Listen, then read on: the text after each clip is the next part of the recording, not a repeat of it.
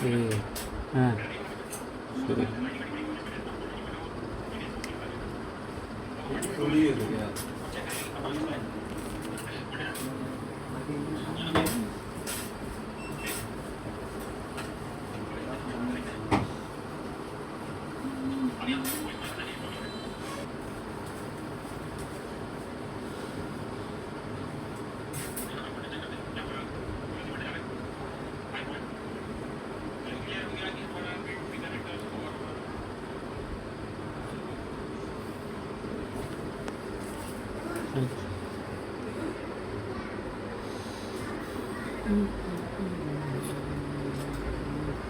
সে চাল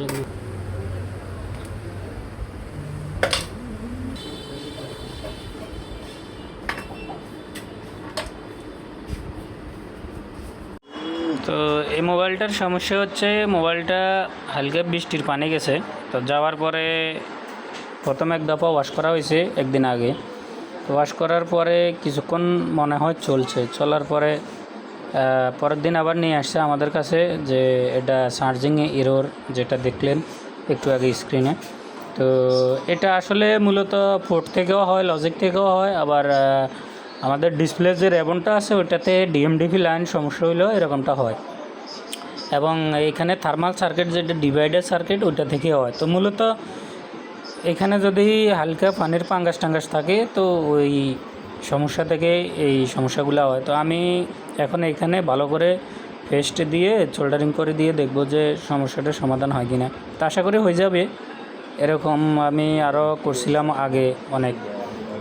ওয়াশ করার পরে এখানে কানেক্টর ভালো করে সোল্ডারিং করে দিতে হয়, কিন্তু যেটা অনেকে করে না। তো আমি কানেক্টর এবং যে থার্মাল সার্কিটটা আছে ওইটার রেজিস্টারগুলোকে একটু লাড়িয়ে ছাড়িয়ে মুভ করে দেব, দিয়ে ভালো করে ক্লিন করে দেখব যে আমাদের সমস্যাটার সমাধান হয় কি না। তো এই পাশে ঠিক আছে। তো কানেক্টরের যে ফেস্টটা আছে ওই ফেস্টগুলোকে আমি হালকা হিট দিয়ে ফেস্টগুলো ক্লিন করে আয়রন দিয়ে পিনগুলোকে আমি একটু জাম্পার করে নিব। তো এখানে দুইটা মসফেট লাগানো আছে, দুটা ট্রানজিস্টর সিস্টেম মসফেট লাগানো আছে, এগুলা 3 পিনের। তো এগুলাকে একটু সোল্ডারিং করে দেওয়া দরকার। তো আমি দিলাম। এখন বোর্ডের যে পিনগুলো আছে এই পিনগুলোকে একটু আয়রন দিয়ে সোল্ডারিং করে দেব।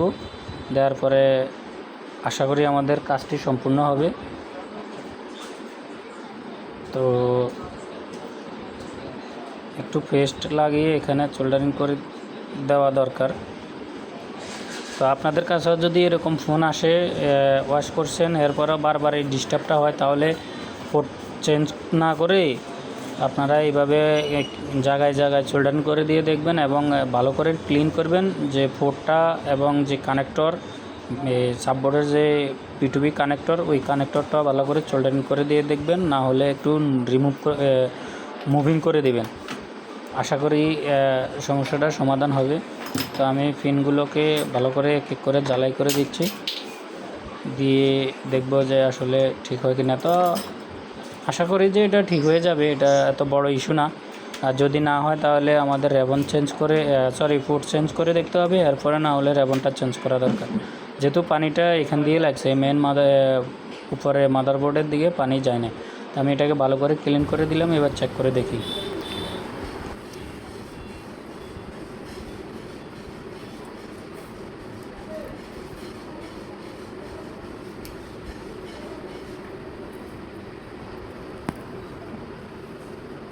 ഇതിൽ സൗകര്യം